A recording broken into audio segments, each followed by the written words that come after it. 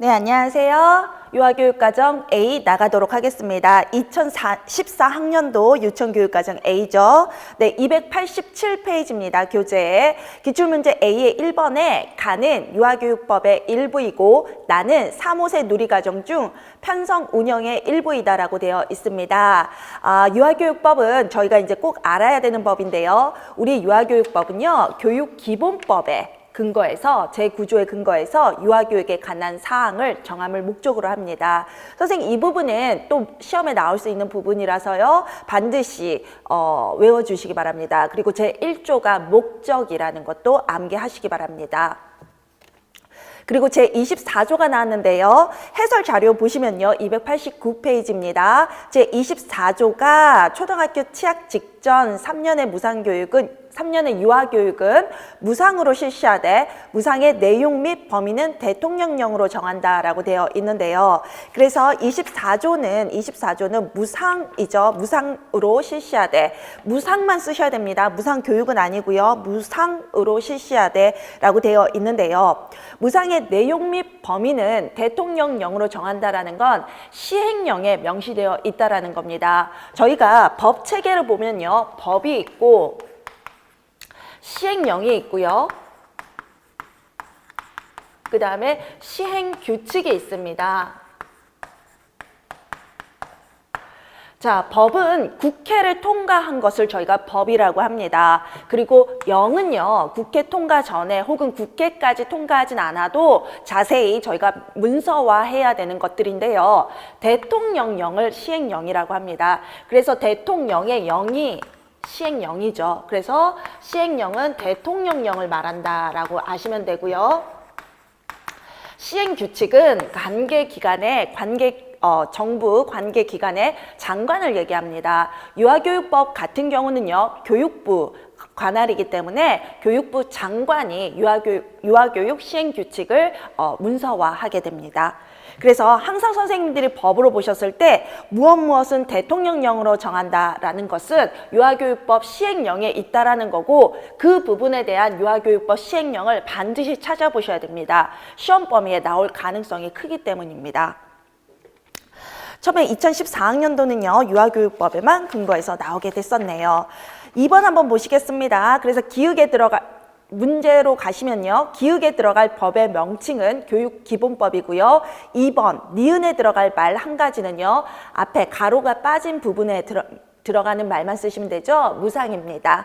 그리고 3번은 편성, 운영, 교수학습 방법에서 잘못 기술된 부분만을 각각 한 가지씩 찾아 쓰고 그것을 바르게 고쳐 쓰라라고 되어 있어요. 자, 실은요, 편성 운영은요, 누리과정의 편성 운영은요, 전 시간에 잠깐 말씀드렸습니까? 편성과 운영, 교수학습 방법,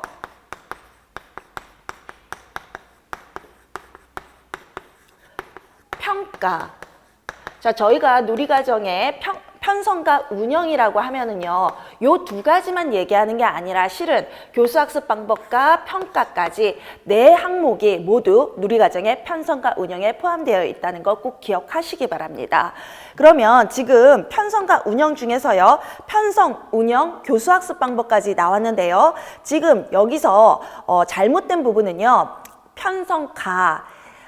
1일 5시간을 기준으로 편성한다입니다. 저희가 2015학년 오면서요. 2015년에 개정된 유치원 교육과정에 근거하면은요.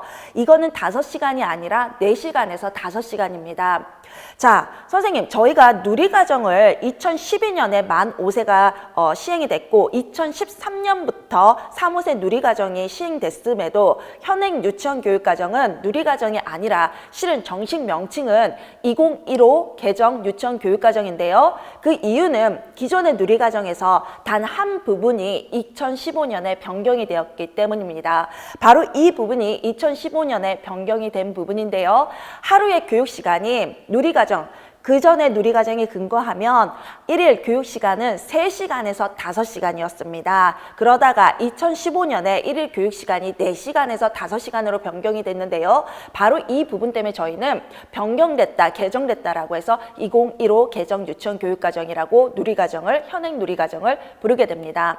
2014학년도 시험이었기 때문에 당시의 답은 3시간에서 5시간으로 수정해야 된다가 답이었을 겁니다. 그런데 저희가 지금 공부하시는 선생님들은 2015년을 기준으로 현행 유치원 교육과정을 기준으로 답을 아셔야 되죠. 그렇게 된다면 지금 이 문제가 출제가 된다면 답은 4시간에서 5시간으로 수정하셔야 됩니다. 또한 지금 잘못된 것이요. 운영에 한 가지가 있는데요. 우리 운영의 나의 실내외의 환경은 다양한 흥미 영역으로 구성하여 운영한다인데요. 발달 영역으로 됐죠. 그래서 그 부분이 잘못됐고요. 발달이 잘못됐고 흥미로 고쳐주시면 됩니다.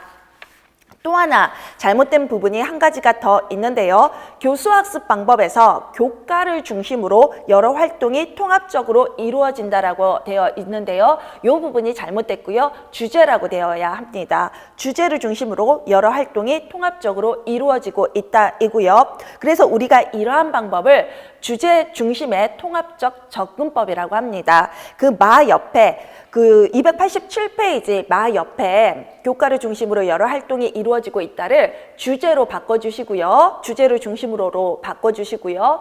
주제 중심의 통합적 접근법이라고 써주시기 바랍니다. 주제 중심의 통합적 접근법은 시험 문제 여러 번 답으로 출제가 됐습니다.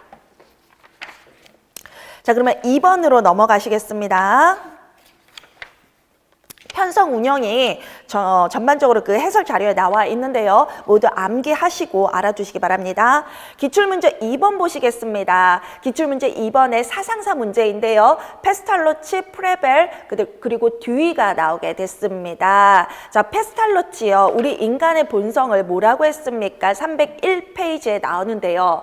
페스탈로치는 우리 인간에 대해서 두 가지 면을 얘기했습니다. 하나는 본성이고요. 하나는 능력입니다. 우리 인간의 본성은요. 동물적 상태, 그리고 사회적 상태, 그리고 도덕적 상태를 모두 타고난다라고 합니다.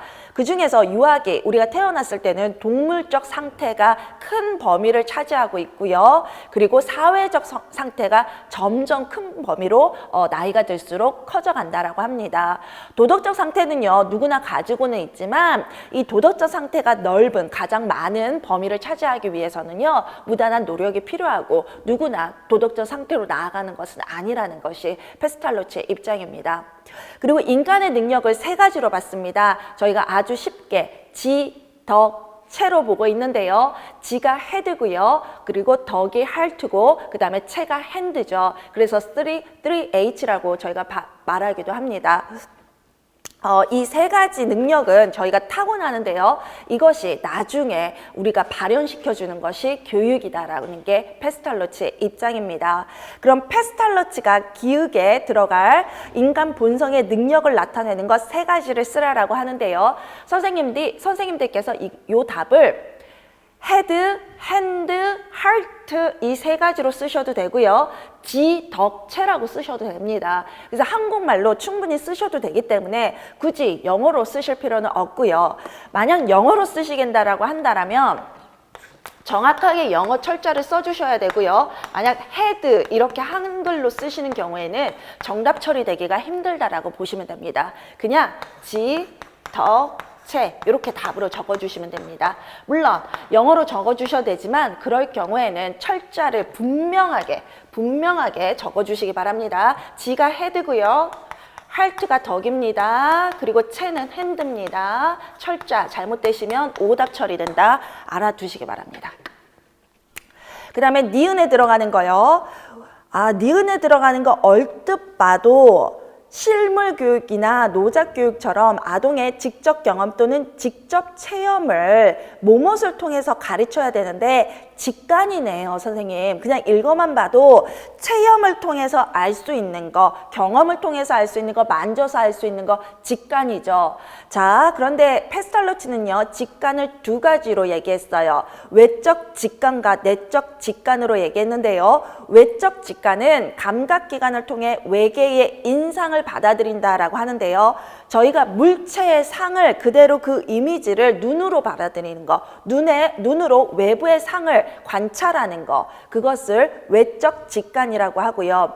내적 직관은 그 이미지를 받아들이며 저희가 내면화하게 되고 그 이미지에 대한 어떤 기억들을 하게 되죠. 그런 우리의 인지 과정을 내적 직관이라고 하는데, 자신의 마음의 눈으로 세계의 본질을 체험하는 것을 말한다라고 되어 있습니다.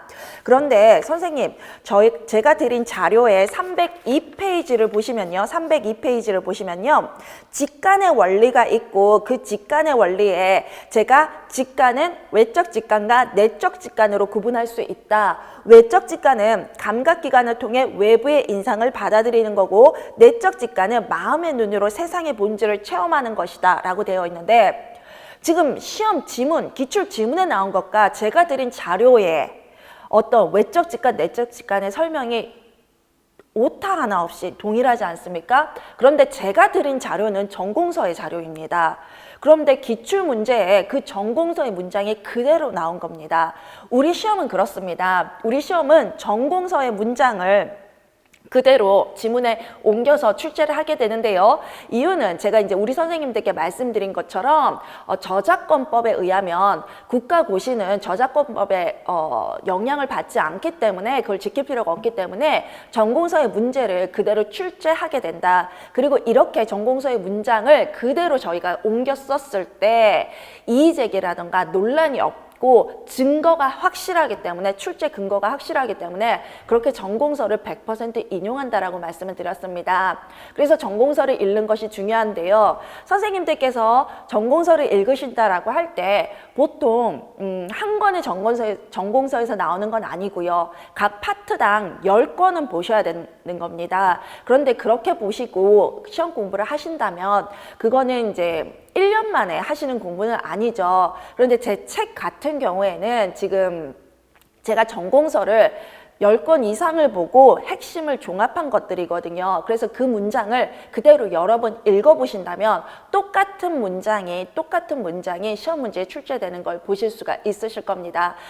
2018학년도에 우리 대구 선생님들께서, 대구 현장 선생님들께서 모두 다 최종 합격을 하셨습니다. 근데 2018학년도에 우리 선생님들 반응이, 혹은 또 제가 문제를 분석해봐도 전공서의 문장이 그대로 출제가 됐었고, 그래서 제가 강의실에서 교재에 그대로 실려있던 문장들이 많이 출제가 됐었죠. 그래서 교재에 있는 내용 빠뜨리지 마시고요. 제가 설명하는 부분과 설명하지 않는 부분 모두 출제 범위에 해당되기 때문에 교재에 나오는 내용 반드시 100% 습득하시고 가시기를 바랍니다. 그 다음에 니은에 들어갈 용어, 그래서 직관이고요. 프레벨로 가시겠습니다. 프레벨은 만물에는 영원 불면의 법칙이 살아 지배한다. 모든 것을 지배하고 있는 영원 불멸의 법칙은 필연적으로 모든 사물에 펴져 있고요. 강하고 생동적이고 내재적인 영원한 모모에 기초하고 있다. 학교 본연의 임무는 만물에 항상 존재하는 모모에 중요한 가치를 두는 것임을 잊지 말아야 된다. 아동은 자기 자신의 모모가 있는 자아를 다양성을 통해 표현하고 또 다른 자아도 다양하게 표현한다라고 프레벨의 어떤 통일성, 신성 부분이 나와 있는데요. 선생님 그 자료에 보시면 프레벨의 신성과 통일성이 설명되어 있습니다. 그런데 신성과 통일성의 원리는 뭐가 다른 걸까요? 신성은 우리 마음에 가지고 있는 본성입니다. 그런데 우리 마음에 가지고 있는 본성, 신성이 우리에게만 있는 것이 아니라 만물에, 다른 모든 만물에 내재되어 있다라는 겁니다. 왜? 이것이 신의 본성이기 때문이고, 신이 그 본성을 모든 만물, 인간을 비롯한 모든 만물에 심었다라는 게 건데요. 그렇기 때문에 모든 만물은 통일되어 있다, 하나다. 그 신성을 중심으로 통일되어 있다라는 게 통일성의 원리입니다. 신성이 우리 마음에 내재된 본성이라면 그 본성이, 통일성은 뭐냐면요. 그 본성이 인간뿐만 아니라 모든 만물에 있기 때문에 모든 것들은 하나로 통일되어 있다가 통일성의 원리입니다. 그렇다면 신성과 통일성은 구분되는 개념입니다. 통일성이라는 것이 우리의 본성은 아니거든요. 우리 마음에 들어있는 건 신성이고요. 신의 본성, 신성이고요. 그것이 모든 것들을 이루는 하나의 통일 법칙을 이룬다는 게 통일성이에요. 그렇다면요, 선생님, 여기에서 답은 뭐가 될까요? 통일성이다, 신성이다 말이 많았는데요. 이유는 제가 전공서에서 그대로 가져온다 그랬죠. 이 전공서, 이때 출제 근거가 됐던 전공서에서 앞에 디귿은 통일성에 썼고요. 뒤에 부분은 신성이라고 썼습니다. 실은 생략된 가로가 통일성, 신성 두 가지가 모두 들어가는 게 맞습니다. 그래서 답으로 그때 인정이 되기에는 통일성과 신성이 모두 정답으로 처리됐을 거라고 생각을 합니다. 그러나 그 둘 중 하나를 정한다면요, 저는 신성을 정하고 싶습니다. 이유는 마지막 디귿 부분에요. 아동은 자기 자신의 모모가 있는 자아를 하고 있는데요. 아동의 내면에 들어있는 뭔가를 마지막 문장에서 표현하고 있거든요. 그렇다면 그건 신성이고 통일성이라고 말하기는 힘듭니다. 그런데 앞부분의 디귿은요. 통일성이 들어가는 부분에도 신성이라는 것을 넣었을 때 언어적 논리성에서 잘못됨이 하나도 없습니다. 제가 읽어볼게요. 만물에는 영원 불멸의 법칙이 살아 지배한다. 모든 것을 지배하고 있는 영원 불멸의 법칙은 필연적으로 모든 사물에 퍼져 있고, 모든 사물에 퍼져 있다는 건 신성이죠. 그리고 강하고 생동적이고 내재적인 영원한 신성에 기초하고 있다라고 해요. 통일성이 들어가는 부분을 신성이로 바꿔도 언어적으로 문제가 없습니다.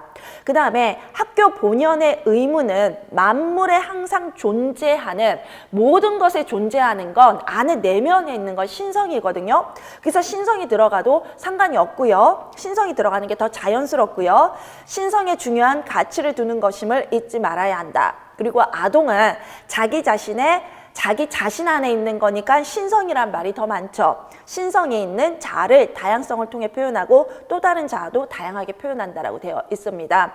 그래서 저는 답을 통일성도 답이 되는 건 맞지만 저는 신성이라고 100% 둘 중에 하나를 고른다면 신성이라고 생각합니다.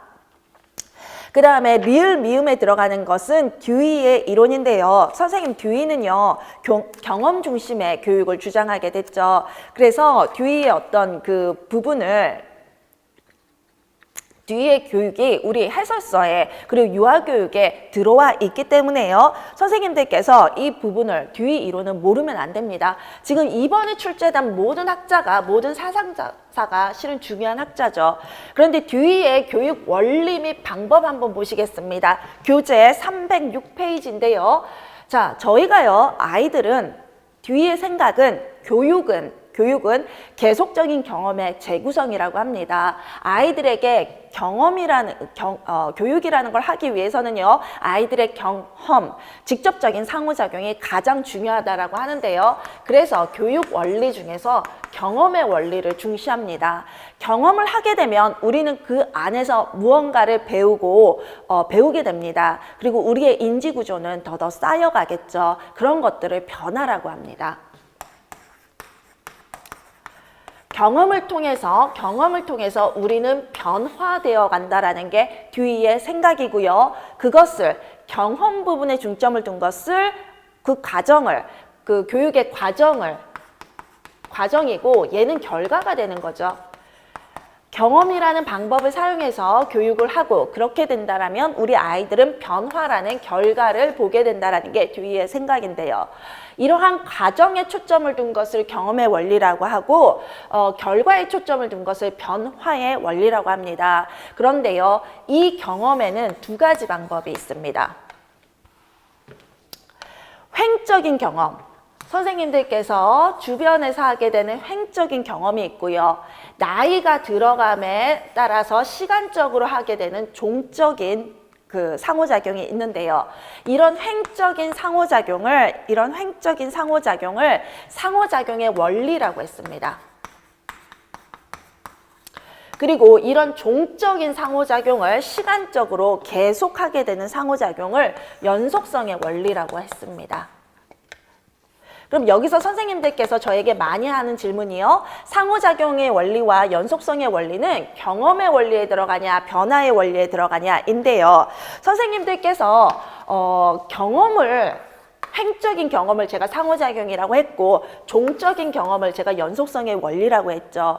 그런데 이 두 가지가 그러면 경험의 원리의 하위 요소에 들어가는 건 맞죠? 그럼 결과의 하위 요소는 안 들어갈까요? 들어갑니다. 왜냐하면 횡적인 상호작용, 현재 선생님들이 하고 계시는 상호작용을 통해서 선생님들은 변화하실 수가 있고요. 또한 시간적으로 이루어지는 상호작용을 통해 선생님들은 변화하실 수가 있죠. 그렇죠. 그래서 상호작용과 연속성은요, 과정과 결과에 모두 해당되는 거기 때문에요. 경험의 원리의 하위 요소가 되기도 하고 변화의 원리의 하위 요소가 되기도 하는데요. 경험과 변화의 원리는 상하관계는 아닙니다. 다만 밀접하게 관련이 있고 경험을 통해 변화하게 된다는 거지 상하로 생각하지는 않습니다. 그럼 거기에 경험의 원리가 설명되어 있지요. 교재에. 그리고 답을 한번 보시겠습니다. 이 네 가지의 교육 원리는 반드시 암기하셔야 되고요. 이 중에서 리을에 들어가는 거 보시겠습니다. 경험의 뭐뭐 원리는 모든 경험에 대해서 보편적으로 적용될 수 있는 것으로 지금 우리가 하고 있는 경험은 어느 정도 그리고 어떤 식으로든 앞으로 올 경험에 앞으로의 밑줄을 해주십시오. 선생님. 앞으로 올 경험에 객관적인 조건들을 구성하게 됩니다. 라고 하는데요. 경험의 원리 중에 제가 이거 두 가지 들어가야 된다고 했는데 이것 중에 앞으로 올 경험, 시간적인 의미를 나타내는 것은 연속성의 원리입니다. 그래서 리을에 들어가는 건 연속성이겠네요. 그리고 미음에 들어가는 거 한번 보시겠습니다.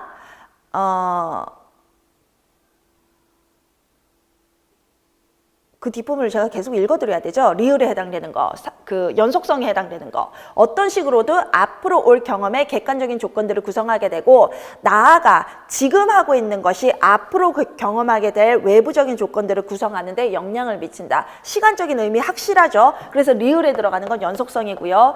미음에 들어가는 거 한번 보시겠습니다. 경험의 원리를 이해하는 데 필요한 두 번째 원리, 경험의 원리 나머지는 상호작용의 원리인데요. 한번 봅시다. 경험 속에서 함께 작용하는 두 가지 객관적이고 외적인 요소 밑줄 하십시오. 객관적이고 외적인 요소는 외부 사물을 말합니다. 외부의 사물이나 사람. 그리고 주관적이고 내적인 요소는 나를 말합니다. 학습자. 그래서 외적인 요소와 내적인 요소가 함께 작용하고 있다는 것은 내가 외부 사물이나 외부의 사람, 타인과 상호작용하고 있는 걸 말하는데요. 바로 이것이 횡적인 개념입니다. 그래서 상호작용의 원리가 맞죠. 그래서 답은요. 리을은 계속성, 미음은 상호작용의 원리입니다. 자, 3번 문제 보시겠습니다. 지금 우리 기출을 한번 보시면요. 선생님 굉장히 정확하게 얘기를 하고 있죠. 경험의 원리 중에서 이거 두 가지를 설명하고 있겠죠. 그런데 다음 시험 문제에서는요. 요거 두 개가 변화의 원리에도 들어가기 때문에 변화의 원리 중에서 상호작용과 연속성의 원리를 또 써라 라는 문제가 나올 수가 있어요. 그럼 선생님들께서는 여기까지만 공부하신 분들은 상호작용과 연속성은 경험의 원리의 하위 요소지 변화의 원리의 하위 요소가 아닌데 그러면 다른 원리가 또 있나? 라고 생각하시기 쉬우시거든요. 그런데 상호작용과 연속성의 원리는 변화의 원리의 하위 요소에 들어가고 이 부분에서 시험 문제가 나올 수 있다라고 알아두십시오. 우리는 이런 트릭을 많이 씁니다. 이런 트릭을 여러분들을 착각하게 만드는 그런 트릭을 많이 씁니다. 그러니까 문제를 어렵게 출제하기보다는 트릭을 많이 쓰죠. 307페이지 한번 보시겠습니다. 가는 놀이에 대한 이론이고요. 나는 놀이 장면의 일부이다. 물음에 답하라 라고 되어 있는데요. 비고스키 이론에 의하면 놀이는 유아의 근접 발달 지대를 창출하고 이때 성인의 비계 설정은 매우 중요합니다. 상징놀이에 관해서는 사물로부터 의미의 분리를 도와줌으로써 추상적 사고의 발달에 필수 불가결한 준비의 역할을 한다라고 하는데요. 추상적 사고에 거기 밑줄 해주십시오. 자, 선생님, 우리 아이들이요, 그 비고스키 이론에서 추상적 사고는 무엇을 얘기하냐면요. 추상적 사고는요. 피아제는 상상적, 상징적 사고라고 했던 부분 있지 않습니까? 전조잡기에서 상징적 사고라고 했던 부분. 요것이 나아가서 논리적 사고로 발달하게 되는 거거든요. 피아제는 상징적 사고는 전조잡기 사고고 논리적 사고는 구체적 조작기와 형식적 조작기에 해당하는 사고라고 설명을 합니다. 그런데요, 피아제는 용어를 이렇게 분리해서 써줬지만 비고스키는 이 두 가지를 모두 추상적 사고라고 했습니다. 아이들이 상상하는 거, 상징적으로 생각하는 거, 그것 또한 눈으로 보이는 건 아니기 때문에 추상적 사고라는 겁니다. 그래서 유아기 때의 추상적 사고는 물론 상징적 사고지만 이것들이 확장해서 논리적 사고로 나아가게 되죠. 비고스키는 용어 구분을 하지 않고 모두 추상적 사고라고 했기 때문에 아이들이 이 추상적 사고, 상징 놀이를 통해서 추상적 사고가 발달한다라고 한 겁니다. 자, 그 부분을 알아두시고요. 기억에 대한 부분 보시겠습니다. 소문제 1번 가셔서요. 비계 설정에서 성인의 중요한 역할은 사회적 중재가 일어나는 초기에는 직접 행동을 보여주거나 언어적 지시를 통해서 사고를 이끌어주다가 점차 유아의 수행 능력이 증가함에 따라 도움을 감소시킴으로써 유아 스스로 문제 해결 과정을 조절할 수 있는 모모 능력을 갖도록 격려하고 지원하는 것이다 라고 되어 있습니다. 뒤에 보시면요, 사회문화적 상호작용 근접발달지계 때 추상적 사고 쭉 나와 있기는 한데요. 선생님, 비계 설정이라는 거 한번 보시겠습니다. 비계 설정 309페이지에 보시면요. 선생님, 우리의 비계 설정은, 비고스키의 비계 설정은 여러분들이 아시기에 교사의 도움, 혹은 성인의 도움, 유능한 또래의 도움이라고, 외부 사람의 도움이라고 생각을 하는데요. 그런데 이건 초기에 아이들이 누군가의 지원을 받아서 발달해 가는 초기에 그렇고요. 점점 나이가 들수록 비계 설정은요. 자기 스스로 나를 잠재적 발달 수준까지 가게 하는 비계 설정이 중요합니다. 그러면 처음에 아이가 외부의 비계 설정, 유능한 사람의 비계 설정을 받을 때는 그 비계 설정에 의해서 자기 통제라는 걸 하게 됩니다. 자기 통제는요, 외부의 기준이나 타인에 의해서 나의 행동을 조절할 수 있는 거고요. 자기 조절이란 개념이 있는데요. 자기 조절은 이 외부의 규칙이나 사회문화적 규칙이 내면화돼서 내 안에 내 것이 되어서 내 스스로 내 행동을 조절할 수 있게 되면은요, 통제가 아닌 조절이 됩니다. 좀 더 능동적인 단어가 되는 거죠. 비계 설정은 처음에는 외부 사람이 나를 비계 설정하는 것, 그 후에는 내가 스스로 나를 비계 설정해서 내가 발달하게 만드는 것, 그것이 비고스키가 주장한 거라서요, 자기 통제에서 자기 조절로 나아가는 것을 비고스키는 주장을 했습니다. 문제에서 보시면요, 유아 스스로 문제 해결 과정을 조절할 수 있다라고 되어 있거든요. 유아 스스로. 그래서 답은요, 자기 조절이 맞습니다. 유아 스스로 나를 조절하는 것, 내 행동을 다스릴 수 있는 건 자기 조절인데요. 그런데 비고스키 이론을 이렇게 심도 있게 나눠서 저희가 이제 나눠서 전공서에서 다루고는 있습니다만 그 부분을 정말 정확히 구별하지는 않기 때문에 자기 통제도 이때 유사 답안으로 인정이 됐을 거라고 생각을 합니다.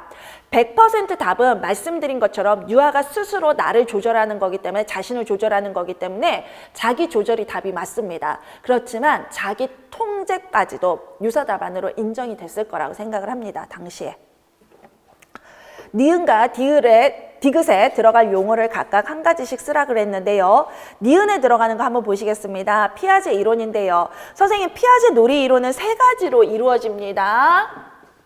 첫 번째가 기능놀이, 연습놀이라고 하는 부분이고요. 두 번째가 상징놀이죠. 그 다음에 세 번째가 규칙 있는 게임인데요. 피아제 학파인, 피아제가 이렇게 구분을 했다면 피아제 학파인 스밀란스키는요, 기능 연습놀이에서 구성놀이를 하나 더 추가합니다.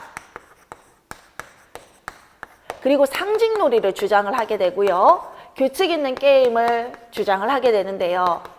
스밀란스키는 이런 주장을 하게 돼요. 상징놀이에서 가장 가치 있는 건 사람과 사람이 극놀이를 하는 사회극놀이라고. 그래서 이 사회극놀이에 대한 주장을 혹은 논문을 많이 쓰게 되거든요. 그래서 처음에는 상징놀이가 맞았지만 우리는 거기에서 가장 가치 있는 것이 사회극놀이라고 주장한 스밀란스키의 그 업적을 받아들여서요. 스밀란스키의 놀이 발달 단계를 기능놀이, 구성놀이, 사회극놀이, 규칙 있는 게임이라고 합니다. 여러분들 전공서를 보시면요. 10권 중에 8권은 1, 2, 3, 4로 소개를 하고요. 10권 중에 2권은 이렇게 소개를 하는데요. 아무래도 이것도 맞습니다, 선생님. 맞는데 우리의 기출을 보면 이렇게 받아들이고 있거든요. 그래서 선생님들께서도 이렇게 기억하시기 바랍니다. 물론 스밀란스키의 이론 근거해서 뭐 나중에 기출문제에서도 나오겠지만 루빈이 사회인지적 놀이 단계를 놀이 이론을 얘기한 게 있는데요. 그때 스밀란스키의 인지적 놀이 이론을 쓰죠. 그때는 사회극놀이가 극놀이로 바뀝니다. 루빈의 이론에서는 스밀란스키의 이론을 가져오긴 했지만 사회극놀이에서 극놀이로 바뀝니다. 그렇지만 스밀란스키와 관련해서는 요 4가지로 기억을 해주시고요. 자, 피아제는 얘기하지 않았던 구성놀이 있지 않습니까? 피아제는 구성놀이가 일가놀이의 중간, 그리고 기능놀이와 상징놀이의 중간이라고 얘기했습니다. 이유는 기능놀이가 아이가 마음껏 물체를 만지고 탐색할 수 있는 놀이라면 구성놀이는 탑이나 집이나 무언가를 만드는 건데요. 탑이나 집은 외부 사물을 우리가 따라서 만들게 되는데 유아들이 이때 하는 외부 사물을 그대로 만드는 것은 스스로 즐거움을 느껴서 하는 놀이라고 볼 수가 없고 외부를 모방하는 거라고 볼 수 있기 때문에 모방에 가깝다라고 해서 일가 놀이의 중간쯤에 있다. 그리고 기능놀이와 상징놀이의 중간쯤에 있다. 이런 주장을 하게 됩니다. 그런데 스밀란스키에 와서는 구성놀이를 놀이로 인정을 해주게 되죠. 그 부분이 시험 문제에 나왔네요. 자, 보시겠습니다. 피아제는 인지가 발달함에 따라 놀이는 3단계로 발달해 간다고 보았습니다. 스밀란스키가 기능놀이와 극놀이의 중간 단계에 나타난다고 보았던 구성놀이를 피아제는 하나의 독립된 놀이 단계로 인정하지 않았죠. 그래서 이번에 답은 구성놀이가 됩니다. 그 다음에 디귿에 들어가는 거 한 가지가 더 있네요. 프로이드 이론이 같이 나왔습니다. 놀이는 부정적인 감정을 감소시켜주는 감정의 치료 또는 정화입니다. 치료 또는 정화인데, 자, 계속 읽어보시겠습니다. 놀이가 갖는 이러한 효과는 공격 에너지를 발산하면 공격성이 감소된다는 걸 가정하는 모모 이론과 유사한다라고 하는데요. 우리가 프로이드가 주장한 치료와 정화 이론은 말입니다. 치료와 정화 효과는 말입니다. 정화 이론에서 얘기되는 겁니다. 그래서 저희가 정화 이론에서 얘기되는 그런 아이들이 갖는 어떤 자신의 부정적인 감정을 외부로 발산함으로써 자신을 치유하고 있다는 것을 저희는 치료 효과라고도 하고 정화 효과라고도 하지만 이론은 정화 이론이라고 부르기 때문에 뒤에 나오는 디귿이 앞에 나오는 첫 번째 디귿에는 치료와 정화가 모두 들어갈 수가 있지만 뒤에는 이론의 명칭을 얘기하고 있기 때문에 뒤에 디귿에 들어가는 건 정화만 들어갑니다. 여기서 치료가 답으로 빠지게 되죠. 유아는 놀이 속에서 대리 사물이나 사람에게 자신의 부정적인 감정을 전이시켜 부정적 감정을 감소시킬 수 있게 된다라고 하는데요. 그래서 디귿에 들어가는 건 정화만 됩니다. 치료는 답으로 되지 않습니다. 이론의 명칭이기 때문에. 3번 보시겠습니다. 상징놀이의 구성 요소 및 내용에 대한 거다. 리을에 비추어 A에 들어갈 내용 한 가지를 쓰고 미음에 비추어 B에 들어갈 구성 요소 한 가지를 쓰라라고 했는데요. 선생님 솔직히 3번 소문제 3번은요. 선생님들께서 암기하셔야 되는 부분이고요. 지문에 가지 않더라도 여러분들은 답을 알고 계실 텐데요. 이유는 311페이지에 보면 브래더튼이라는 사람이 있고 휴스라는 사람이 나오죠. 상징도리의 주요 요소인데요. 브래더튼과 휴스는 같은 연구를 한 사람이 아닙니다. 그럼에도 불구하고 같이 학자들이 소개된 거는요. 브래더튼도 상징놀이의 주요 요소를 3가지로 얘기했고 휴스도 상징놀이의 주요 요소를 3가지로 얘기했는데요. 이 3가지가 동일하고 일반적으로도 받아들여집니다. 그래서 상징놀이의 주요 요소는요. 브래더튼의 이름으로 물어볼 수 있고 휴스의 이름으로 물어볼 수도 있고 일반적으로 물어볼 수 있다는 거 알아두시기 바랍니다. 3가지가 있습니다. 탈중심화, 탈맥락화, 통합입니다. 탈중심화는요. 자기 중심성을 벗어나서 타인이나 다른 물체로 관심을 돌릴 수 있는 걸 탈중심화라고 합니다. 자기 중심성을 벗어나서 외부 타인이나 외부 사물이나 타인에게 관심을 보이는 거. 탈맥락화는요. 상황적인 것을 바꿀 수 있다는 건데요. 물체를 그 용도를 바꿔서 사용하거나 혹은 이 상황을 다른 상황으로 사용할 수 있는 것. 한마디로 지금 강의실 상황을 아이들은 시장이라고 생각하고 시장 놀이를 할 수 있다는 것. 제가 들고 있는 주사기를 분필이 아니라 주사기로 사용할 수 있는 것. 이런 아이들의 상징적 사고 능력을 탈맥락화라고 합니다. 통합은요, 놀이가 한 가지 영역만을 다루는 게 아니라 여러 영역이나 여러 주제 혹은 여러 요소들을 다루는 거라는 게 통합이죠. 그래서 영역 내 통합, 영역 간 통합 혹은 주제 간 통합 모든 것들을 복합적으로 생각해서 통합이라고 얘기를 합니다. 그렇다 하면 문제로 돌아가시면요. 상징놀이의 구성 요소 B 들어가야 되는 건 뭡니까? 저희가 설명을 보지 않아도요. 설명을 보지 않아도 탈맥락화가 없다. 탈중심화와 통합은 나와 있고 탈맥락화가 들어가 있지 않으니까 B는 탈맥락하다라는 걸 알 수 있는데요. 탈맥락화의 동의어는 탈상황화입니다. 그래서 탈상황화라고 적으셔도 되고요. 이것에 대한 해석을 기출해서 보시면 유사한 사물이나 상황 대체에서 유사하지 않은 사물이나 상황 대체로 변화하는 것. 여러분들께서 사물에 가작하나 상황에 가작하라고 얘기하는 것이 지금 탈맥락화로 들어가게 되죠. 그러면 탈중심화에 대한 설명은 제가 설명이 들었습니다. A에 대한 답인데요. 자신에게만 관심을 가졌던 것이 다른 사람이나 사물로 옮겨가는 것. 그렇게 적으시면 됩니다. 그럼 4번으로 한번 가시도록 하겠습니다. 기출문제 4번은요. 부모교육 이론에서 나오고 있습니다. 그리고 부모 면담 내용이라고 하는데요. 고든이 나오고 있네요. 고든의 이론은요. 저희가 PET라고 하고 있습니다. 자, 지금 저와 강의를 듣고 계시는 선생님들은 모두 아실 텐데요. 부모론을 보시면요. 부모론 전공서를 보시면요. 이 부모론이 교육 이론으로 나와 있는 파트가 있고요. 여기 있는 이론 파트들을 다시 부모교육 프로그램으로 만들어서 소개하는 파트가 있습니다.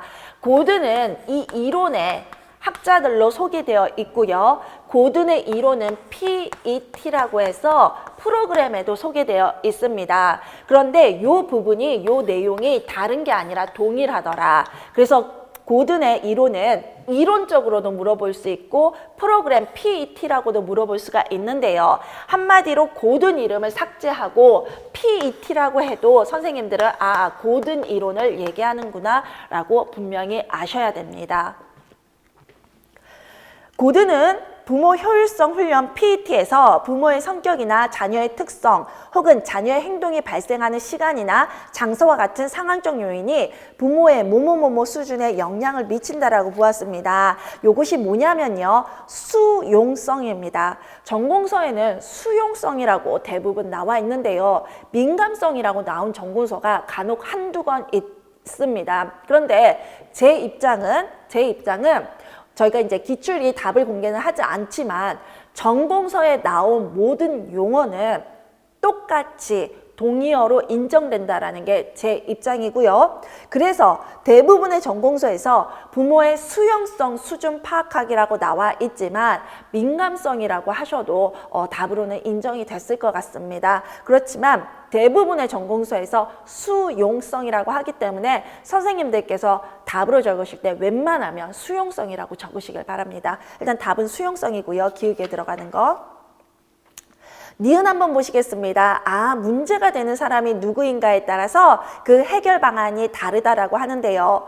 고든의 이론을 교과서 한번 보시면요. 그 교재 315페이지를 보시면요. 고든은 부모에게 효율적인 지침, 부모에게 어떤 지침을 전수해 주면서요. 첫 번째, 부모 자신의 수용성을 한번 먼저 파악하라라는 말을 하게 됩니다. 두 번째는요. 문제의 소유자를 파악하라고 하는데요. 문제의 소유자는요. 문제가 발생된 원인이 된 사람이 아닙니다. 고든 이론에서 문제의 소유자는 불만을 터뜨린 사람 혹은 그 상황을 문제라고 인식한 사람입니다. 만약 유아가 화를 내고 있으면요. 유아가 그 상황을 문제라고 인식하기 때문에 유아가 문제의 소지자고요. 부모가 화를 내면 부모가 문제의 소지자. 유아와 부모 모두가 화를 내고 있으면 유아와 부모 모두 문제의 소유자가 됩니다. 그러면 문제의 소유자는 T 고든의 이론에서 세 사람으로 나눌 수 있고요. 이때 누가 문제의 소유자냐에 따라서 해결 방법을 고든은 다르게 제시하고 있습니다.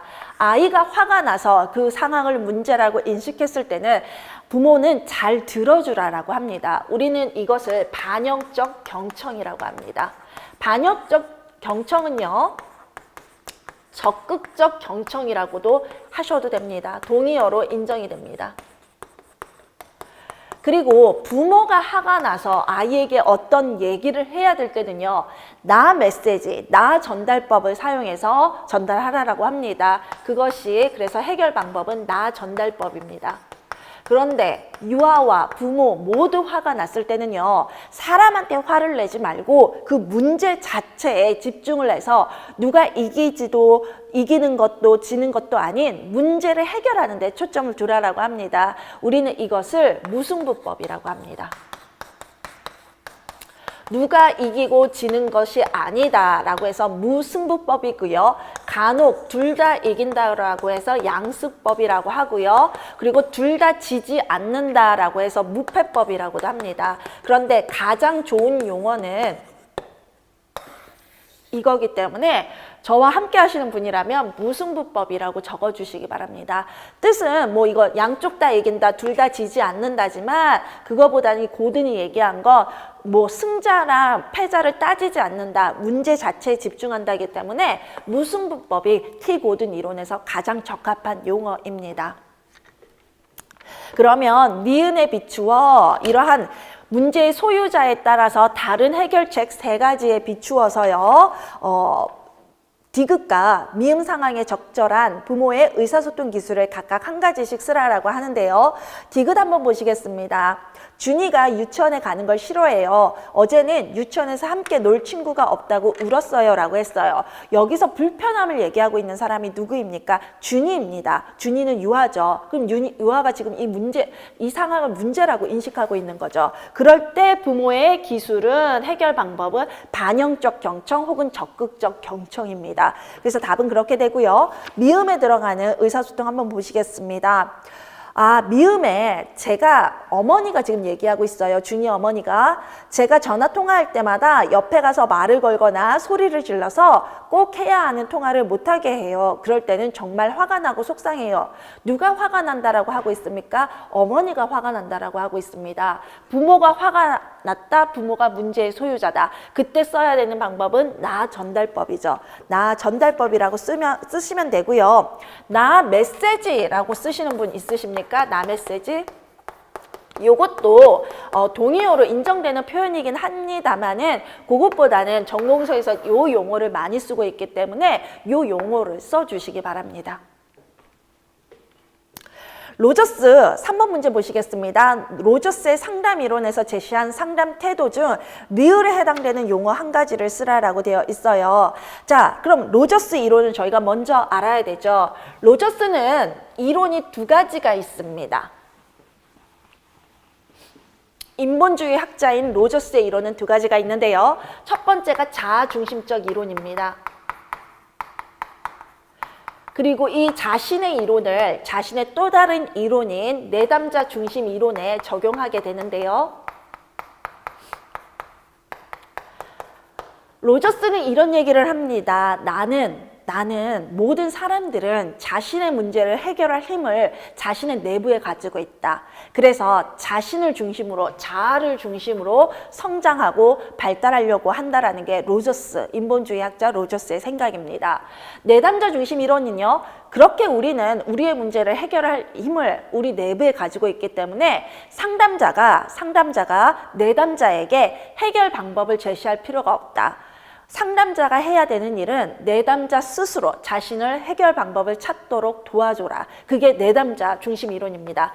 내담자는 상담을 받는 사람을 말합니다. 그 사람은 이미 자신의 문제에 대한 해결 방법을 자신의 내부에 가지고 있으므로 상담자는 그것을 끌어내주는 역할만 하면 되는데요. 그 역할을 하는 세 가지 원리가 있습니다. 첫 번째가 무조건적으로 들어주라는 겁니다. 무조건적 경청이 있고요. 두 번째가 공감적 이해입니다. 세 번째가 진실성, 일치성입니다. 또는 일치성이라고도 합니다. 무조건적 경청과 공감적 이해는 완전히 다른 개념인데요. 무조건적 경청은 선생님들이 그 내용에 동의할 수 없더라도 그럴 수 있겠군요. 그래요. 어머니는 그렇게 생각하셨을 것 같아요. 라고 얘기를 합니다. 무조건적 경청은 그래서 내담자와 상담자가 확실히 자신의 존재를 분리시켜 놓고 다만 상담자가 거기에 동의를 하는 거라고 생각을 하는 겁니다.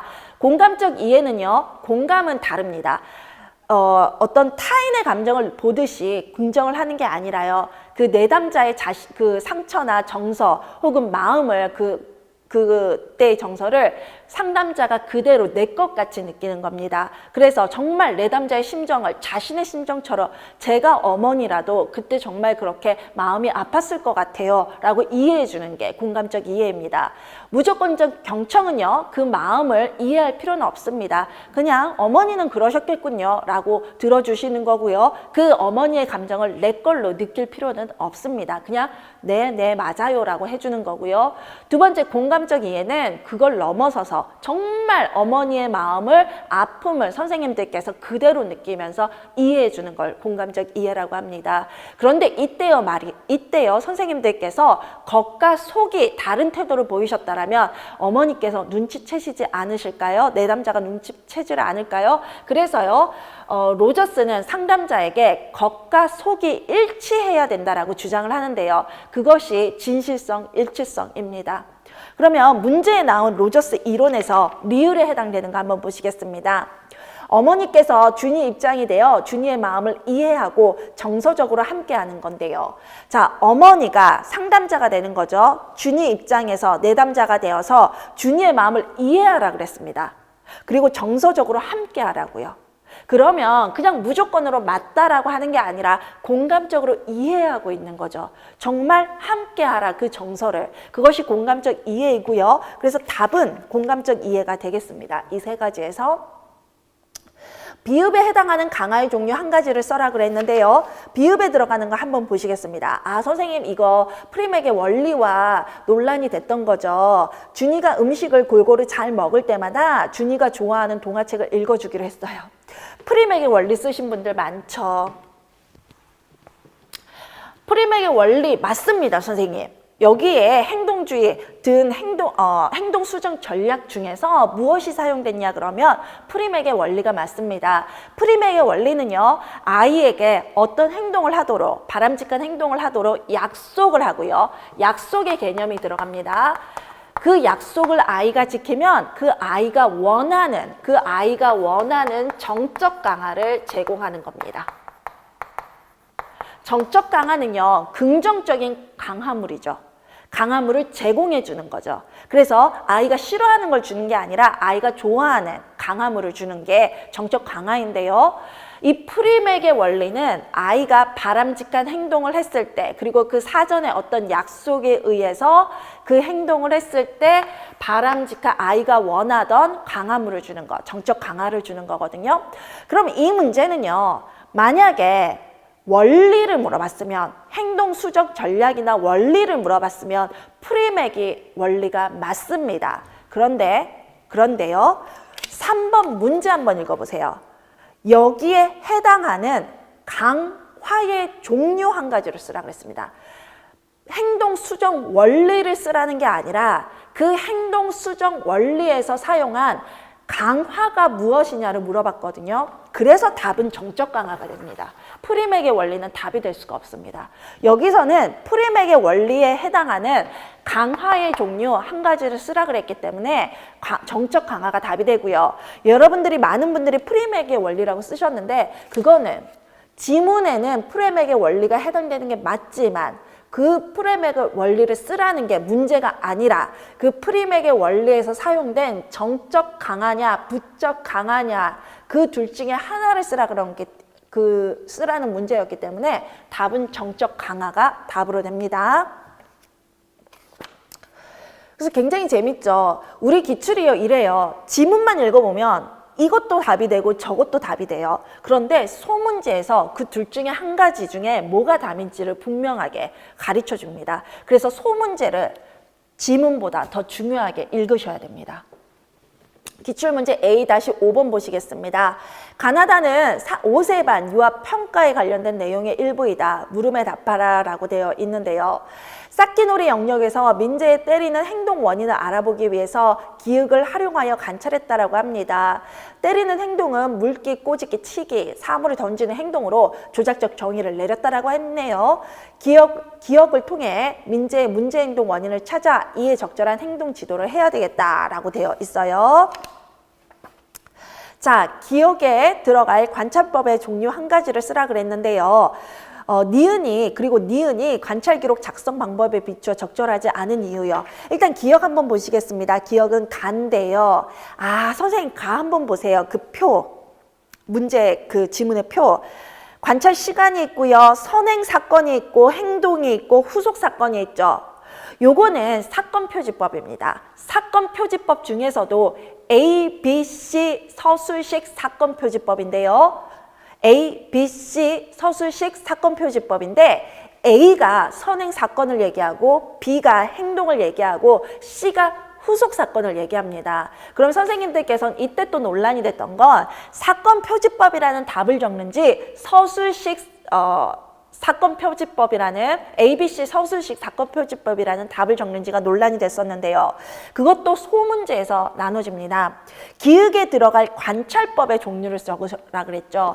관찰법에 들어가는 건 일화기록법, 행동목록, 평정적 척도, 시간 표집, 사건 표집 요 5개가 주로 있는데요. 자, 관찰법이라고 물어봤기 때문에 사건 표지법이라고 답을 쓰시는 게 맞습니다. 사건 표지법의 유형 중 뭐에 들어가냐라고 물어봤으면 ABC 서술식 사건 표지법이라고 하셔도 되는데요. 관찰법의 종류라고 물어봤으니까 사건 표지법이라고 적으시는 게 맞죠. 그런데 이 문제는 사건 표지법이라고 적으시든 ABC 서술식 사건 표지법이라고 적으시든 모두 정답이 처리가 됐을 것 같습니다. 이유는 사건 표지법의 가장 일반적인 저희가 그냥 사건 표지법 할 때 가리키는 것은 ABC 서술식 사건 표지법입니다. 그래서 제 생각에는 둘 다 정답 처리가 됐을 것 같습니다. 사건 표지법에는 ABC 외에 빈도 사건 표지법이라는 것도 있습니다. 그럼 다시 A로 들어가서요. 선생님 이게 2014학년도 문제인데요. 최근에 2018학년도인가 2017학년도에 같은 문제가 나오면서 그 ABC 중에 한 가지가 뭐냐라고 물어봤거든요. 그래서 뭐 A에 들어가는 게 뭐냐, B에 들어가는 것이 뭐냐, C에 들어가는 것이 뭐냐 이런 식으로 물어봤었거든요. 그래서 ABC가 선행사건, 행동, 후속 사건을 얘기한다. 반드시 암기해 주시기 바랍니다. 한번 니은 한번 보시겠습니다. 니은에 들어가는 거. 가에 니은이 있네요. 행동에. 공격적인 민재는 영수에게 블럭을 집어던지며 대답해라고 말한다. 라고 했는데요. 사건 표지법과 일화기록법은 서술하는 것에서 그 서술 유의점이 동일합니다. 그 중에 한 가지가 뭐냐면요. 선생님들께서 감정이 혹은 평가가 포함된 용어를 쓰시면 안 되는데요. 평가는 평가를 안에 그대로 쓰시고요. 아이들의 행동을 기술할 때는요. 반드시 객관적인 용어로 기술하셔야 하셔야 됩니다. 거기에 대한 유의점이 교재에 나오고 있는데요. 322페이지죠.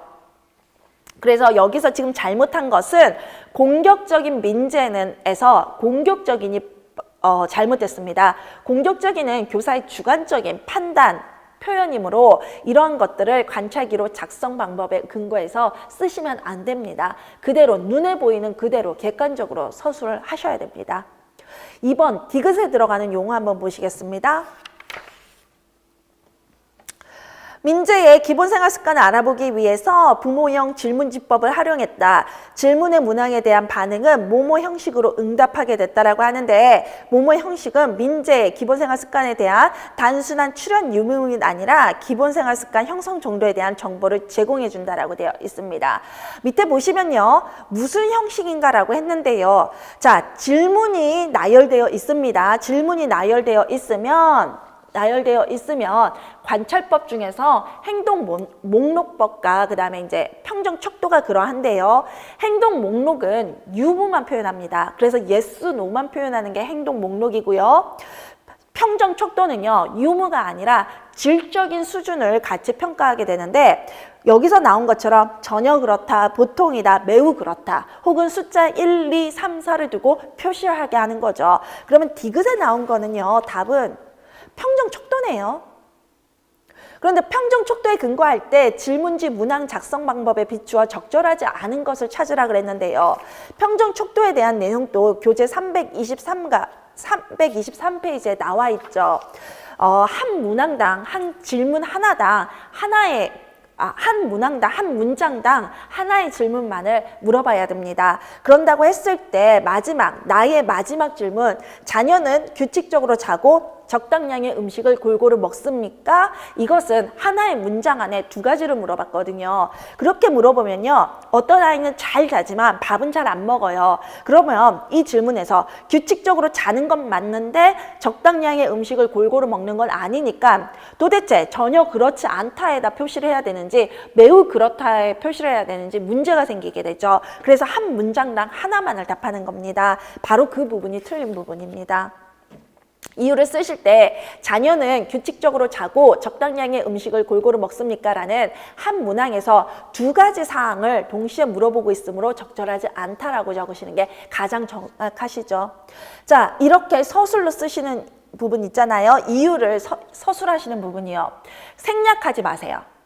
선생님들이 나 알고 있으니까 이렇게 생략해서 그냥 한 문항에서 두 가지 사항을 동시에 물어보고 있으니까 적절하지 않다 이렇게 답하시면요. 선생님들은 어떤 문항이 잘못됐는지 알고 계셨음에도 불구하고요. 정답자는 채점자는 틀렸다라고 할 수가 있습니다. 왜냐하면요. 우리는 선생님들이 시험을 보시는 당시에 무엇을 생각하고 답을 썼나를 추측하지 않습니다. 채점자는 여러분들의 글씨, 여러분들의 답만 보고 채점을 하고요.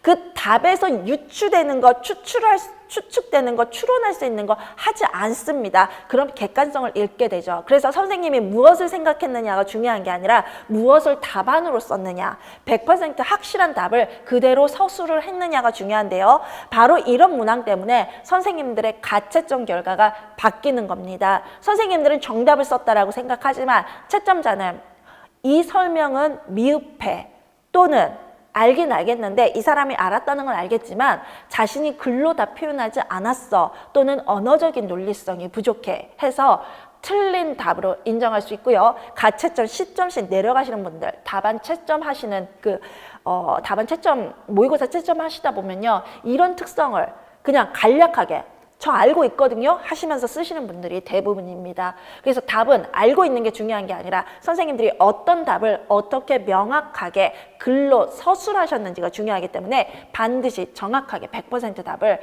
한자도 빠지지 말고 다 쓰시길 바랍니다. 미음에 들어가는 용어 한 가지 쓰시기 바랍니다. 라고 한 게 3번 문제인데요. 미음 한번 보시겠습니다. 미음이 오교사와 박교사가 대화를 하고 있습니다. 오교사가 민재의 행동 발달을 알아보기 위해 관찰법과 질문지법을 활용해 보았어요.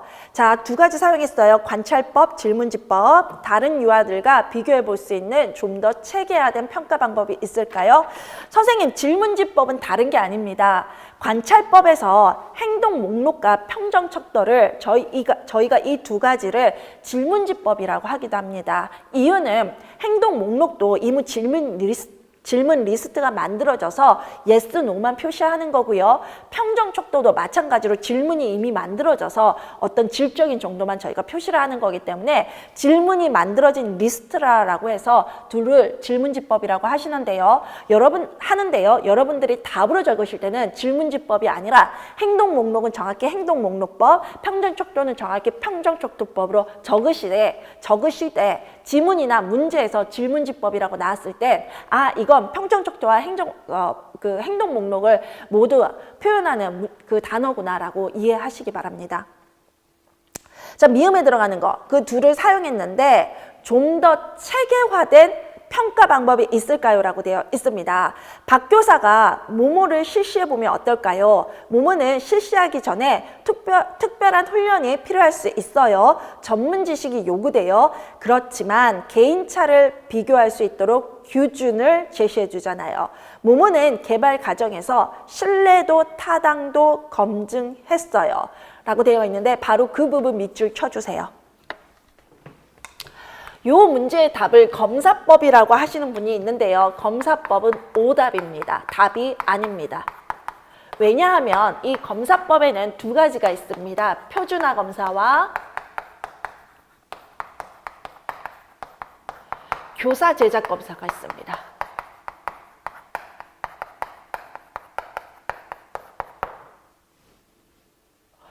표준화 검사는요, 연구자들이 이미 여러 집단에서 시험 연구를 해서요, 이 결과가 오차가 굉장히 적고 그리고 신뢰할 만하다라고 해서 검증이 끝난 것을 말하는데요. 바로 이것이 신뢰도와 타당도가 인정이 된 겁니다. 그리고 이것은요, 어떤 이 전문 분야에 대한 지식이 있는 사람 혹은 이 검사법을 활용할 수 있도록 체계적인 훈련을 받은 사람이 보통은 사용할 수 있기 때문에 저희가 이제 전문가가 보통 측정을 하게 되죠. 그것이 표준화 검사이고요. 그런데 바로 그러한 문제점 때문에 전문가가 아니면, 전문적인 훈련을 받은 사람이 아니면 사용하기가 어렵고, 또한 너무나 일반화돼서 개별 집단, 우리 반 아이들의 특성을 나타내기에 적절하지 않다라고 생각하면 교사가 직접 검사법을 제작할 수가 있는데요. 바로 이것이 교사 제작 검사입니다. 교사 제작 검사는요, 개별 교사가 자신의 반 아이들을 위해서 만든 검사법이기 때문에 일반적으로 신뢰도와 타당도가 검증되지는 않았습니다. 신뢰도와 타당도가 검증되기 위해서는요, 한 집단의 아이들만 연구하는 게 아니라 여러 집단의 아이들을 연구했을 때 같은 결과가 나왔다, 이렇게 해야지만 신뢰도와 타당도가 검증이 됐다라고 하거든요. 그런데 교사 제작 검사는 우리 반 아이들만을 위한 검사죠. 그래서 신뢰도와 타당도가 검증되지는 않았기 때문에 답은 표준화 검사이고 검사법은 아닙니다. 검사법은 교사 제작 검사도 들어가기 때문에 답이 될 수 없고, 답에서 원하는 건 표준화 검사법입니다. 자, 거기에 대한 설명이 323페이지에 있습니다. A 6번 가시겠습니다. 유치원 교사와 원장 간 대화의 일부인데 물음에 답하라 라고 되어 있는데요. 기역의 박 교사는 플러와 보은이라고 되어 있습니다. 교사 관심사 4단계 중 1의 단계에 해당한다. 1에 들어갈 용어를 쓰고 그 다음에 교사가 갖는 관심사를 쓰라 라고 했는데요. 자, 선생님, 2014학년도에 플러와 보은이라고 나왔는데요. 2017인가 18학년도에는요. 플러와 브라운이라고 나옵니다. 우리 교사론 전공서에 9건 중에 10건 중에 9건은 플러와 보은이라고 나오고요. 단 한 건만이 플러와 브라운이라고 설명을 하고 있는데, 두 학자 이름, 양쪽의 학자 이름이 모두 기출문제에서 얘기가 됐다. 같은 이론이라는 걸 알아두십시오. 플러가 대표 학자죠.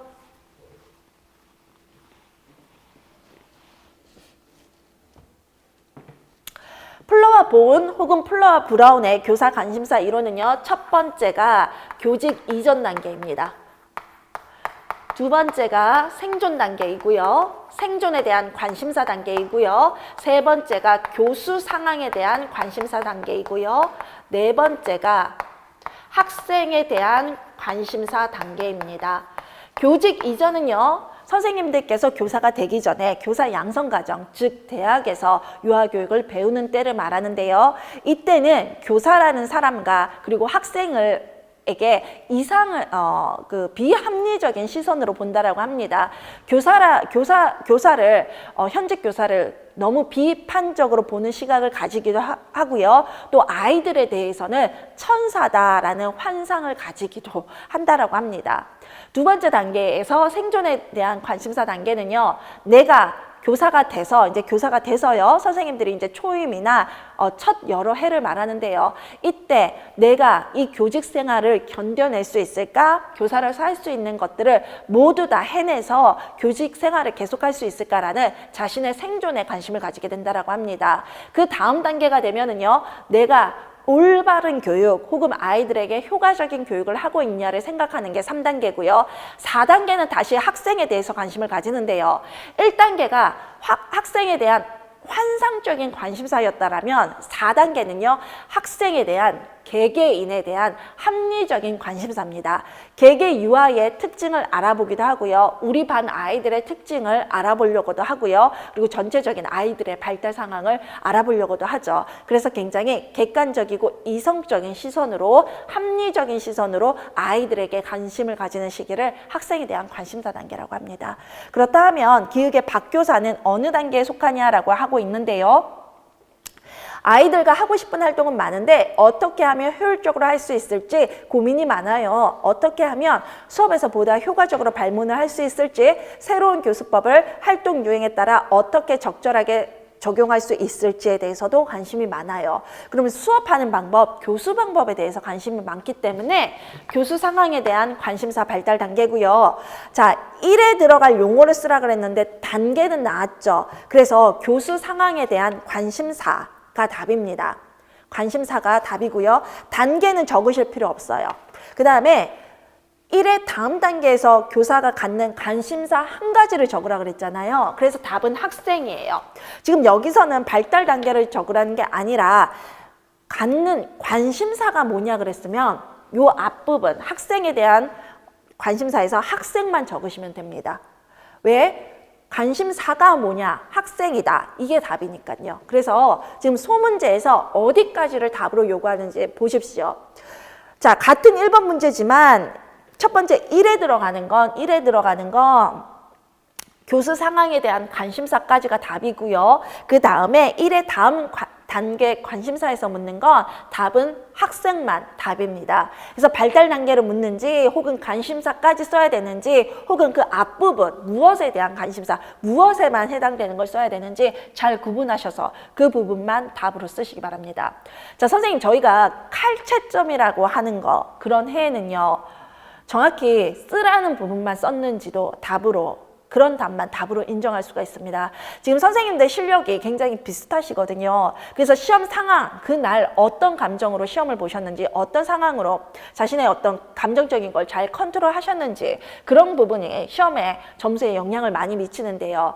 이때 선생님들께서 아는 문제도 틀리는 경우가 바로 이런 경우입니다. 쓰라는 건 교수 상황에 대한 관심사인데 단계까지 썼다가 틀릴 수 있으시다라는 거죠. 그래서 그런 부분 유념하셔서 문제 푸시기 바랍니다. 니은에 윤교사가 지칭하는 장학의 유형 한 가지를 쓰라라고 되어 있는데요. 니은에 저도 그런 과정을 거쳤어요. 선생님이 자신의 문제를 진단한 후 자기 발전 계획서를 작성하거나 자신의 수업을 분석 평가하거나 개선이 필요한 학급 문제에 대해서 연구하거나 전문 서적을 읽고 대학원에 진학하는 등 스스로 자기 발전을 위해 노력하면 좋은 성과가 있을 거예요 라고 하고 있죠. 장학에는 자기장학, 동료장학, 약식장학, 수업장학, 임상장학, 컨설팅장학, 멘토링장학 등이 있는데요. 나 스스로 노력하는 건 자기장학입니다. 관련 이론은요. 327에서 328까지 나와 있죠. 선생님 문제만 파악하는 건 전혀 도움이 안 됩니다. 관련 이론, 왜? 지금은 2014년에는 자기장악이 문제로 나왔을지 모르지만 이번에는 장애장악에 대한 2019년 출시나 2020학년도 그리고 2021학년도에는요. 자기장악뿐만 아니라 자기장악의 세세한 부분까지 시험 문제에 나올 수가 있거든요. 그래서 출제법인은 자기장악 그 답만을 아는 게 아니라 장애장악에 대한 전반적인 모든 내용을 다 알고 계셔야 됩니다. 지금 교재에 모든 이론을 제가 자세히 담아놨기 때문에요. 지금 강의는 관련 부분만을 설명드리고 있는데 정말 합격을 원하시는 분이라면 강의에서 제가 설명드린 그 내용뿐만 아니라 교재에 나와 있는 모든 이론을 철저하게 공부하시기 바랍니다. 2012년 전에 저희가 전원 합격이라는 결과를 봤을 때요. 전원 최종 합격이라는 결과를 봤을 때요. 실은 제가 제 수강생이 아닌 분들에게 이런 이메일을 받았었어요. 제가 쓴 기출이론서, 그때는 기출분석서가 아니라 기출이론서를 썼었는데 기출과 관련된 배경이론을 모두 쓴 책이었어요. 그 책만 보고 합격하신 분들이 있으시다라고 저한테 해주셨어요. 그 책만 보고도 합격하신 분들이 있으셨던 이유는요. 제가 문제 분석이 아니라 출제 범위에 대한 이론을 모두 정확하게 썼기 때문입니다. 그래서 그분들이 공부한 건 기출 문제가 아니라 기출 이론이었죠. 출제 이론. 그렇기 때문에 좋은 결과가 있으셨던 거인데요. 이번에는 문제와 그에 대한 정확한 답과 이론을 모두 교재에 실었고요. 그리고 거기에 대한 분석, 저의 분석은 강의로 지금 특강으로 제공을 하고 있죠. 그래서 선생님들께서 이 강의만 충실히 들으셔도 좋은 성과가 있으실 겁니다. 분명히요. 그리고 저와 함께 하시는 분들이라면 100% 이 기출 강의는 여러 번 듣고 시험장에 가셔야 됩니다. 그렇지만 기출 강의만 듣는다고 해서 선생님들께서 오래 좋은 결과가 있기는 힘듭니다. 왜냐하면 지금 그 해에는 저희가 최종 전원 합격을 했을 때는 기출이 중심으로, 기출의 출제 범위가 중심으로 출제가 됐을 때고요. 신이론이라고 하는 거, 새로운 파트가 출제되는 경향이 10%, 5%밖에 되지 않았습니다. 그런데 2018학년도, 2019학년도를 보시면 이 신이론 파트가 10%에서 20%를 넘어서는 거거든요. 그래서 선생님들께서 기출 공부만 하셨을 때 성적이 좋지만 최종 합격까지는 못 가실 수도 있는데요. 그래서 반드시 기출을 중심으로 핵으로 두고요. 나머지 신이론에 대한 대비 반드시 해주시기 바랍니다. 지금 유아교육 개론책과 유아교육 신이론이 관련 부분 다 담고 있죠. 그래서 선생님 저와 함께 강의를 하시는 분들이라면 기출 강의를 반드시 들어야 되는데 그 기출에만 신경을 쓰시는 게 아니라 개론과 신이론, 국가 수준 반드시 자습하시고 100% 소화하시기 바랍니다. 그러면 전원 합격이 올해도 어렵지는 않을 겁니다.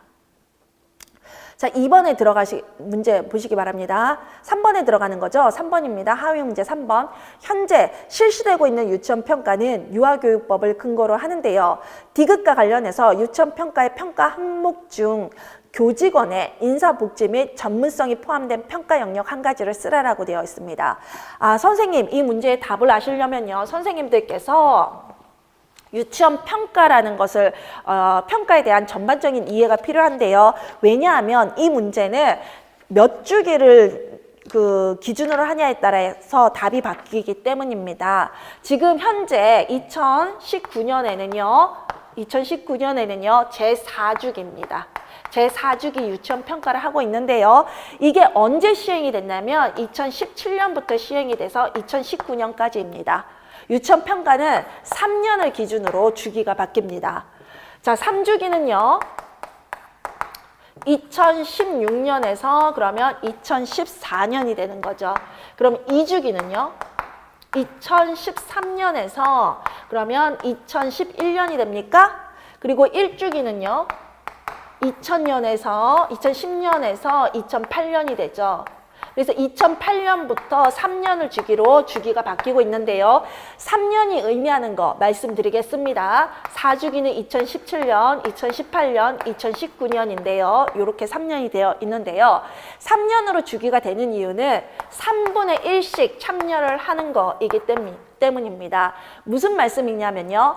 그 지역에 만약 A라는 지역에 유치원이 30개가 있다라면 첫 해에는 10개의 유치원만, 그 다음에는 나머지 10개, 그 다음에는 나머지 10개. 그래서 유치원의 수를 3분의 1로 나눠서 3분의 1씩만 매년 평가를 하게 되는데요. 그래서 3년을 주기로 바뀐다라고 합니다. 그래서 A 유치원이 2017년에 유치원 평가를 받았으면 2018년과 2019년은 건너뛰고 2020년에 다시 유치원 평가를 받을 가능성이 있다라는 겁니다. 받게 된다라는 겁니다. 그래서 우리가 유치원 평가는 3년을 주기로 하고 있는데요. 현재는 말씀드린 것처럼 4주기고요. 이때 문제가 출제됐을 때는 이때 2014학년 문제가 출제됐을 때는 3주기였을 때였습니다. 그런데 1주기, 2주기, 3주기의 어떤 공통지표와 4주기의 공통지표가 다릅니다. 공통지표는요, 공통지표가 무엇을 의미하냐면요, 유치원 평가는 전국이 모두 참여하는 국가 수준의 지표가 있고요. 그 다음에 각 지역별로 자체 지표라는 걸 가질 수가 있습니다. 그런데 전국에 모두 공통적으로 해당되는 국가 수준의 지표가 바로 공통지표입니다. 이 공통지표는 1, 2, 3주기 때는 4가지로 나뉘었습니다. 첫 번째는 교육과정입니다. 두 번째는 그 다음에 교육 환경입니다. 세 번째는 교육 환경이 맞죠? 세 번째는 건강과 안전입니다. 그리고 네 번째는 운영 관리입니다.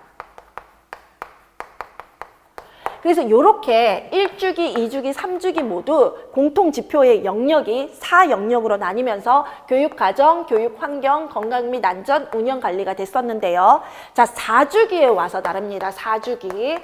4주기 때는요, 운영관리와 교육환경이 합쳐졌습니다. 그렇게 하면서 1번 교육과정, 2번 교육환경 및 운영관리, 3번 건강 및 안전 하고요. 네 번째 교직원 항목이 추가되게 됩니다. 자, 4주기 다시 설명드립니다. 4주기의 공통지표는 교육환경과 운영관리가 합쳐졌고요. 그리고 교직원이 추가가 되었습니다. 그래서 4주기만 공통지표가 교육과정, 교육환경 및 운영관리, 건강 및 안전, 교직원 4가지로 되는데요.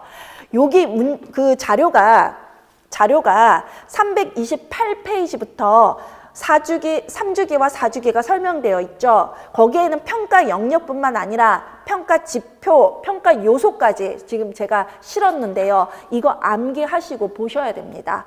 그런데 거기에 근거하면 이러한 교직원과 관련된 규정은 제3주기에 보시면 운영관리에 되어 있고요.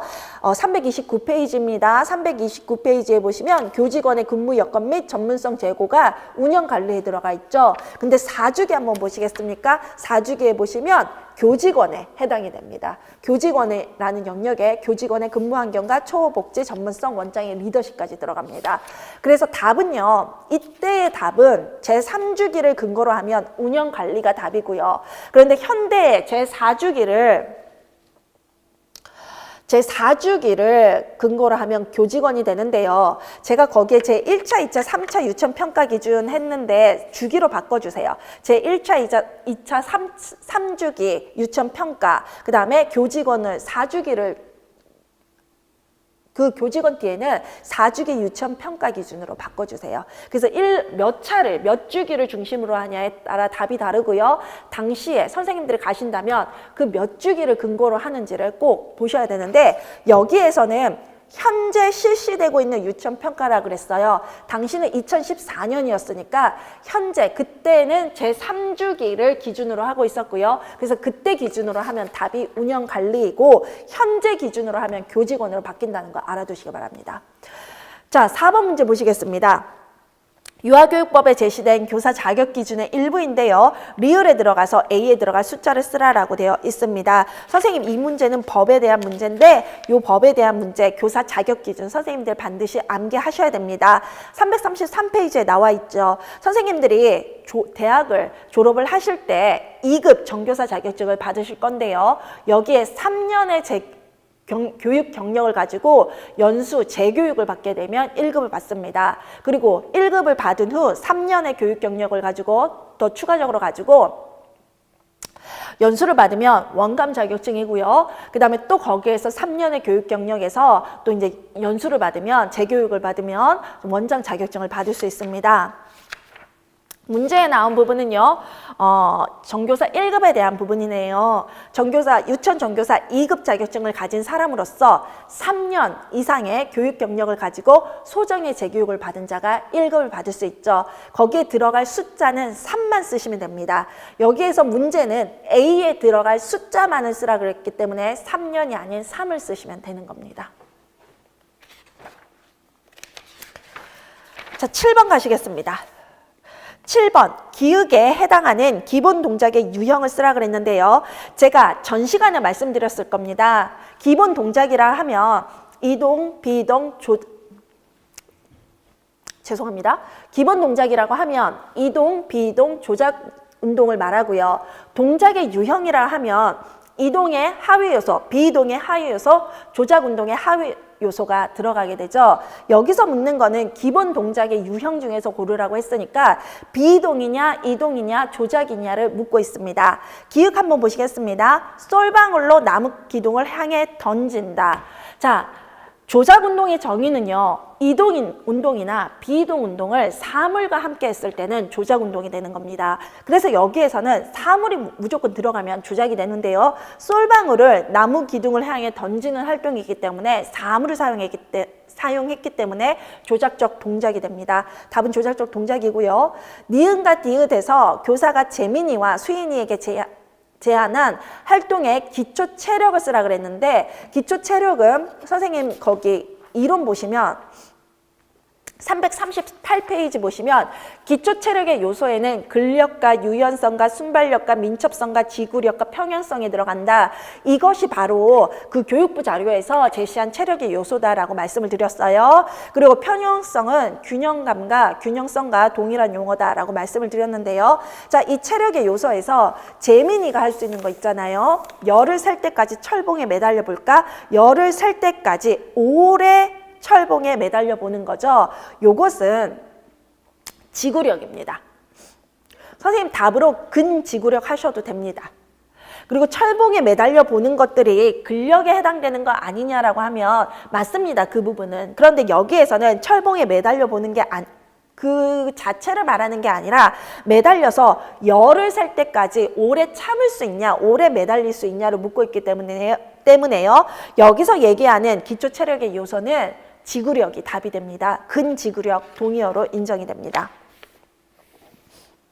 그리고 수인이가 통나무 평균대에 한 발로 서서 비행기 모양을 만들어 볼래가 있는데요. 한 발로 균형 잡고 서 있는 거 아니겠습니까? 균형을 잡는 거는 기초 체력에서 평형성이고요. 균형성도 정답으로 인정이 됩니다. 그래서 둘 다 답으로 됩니다.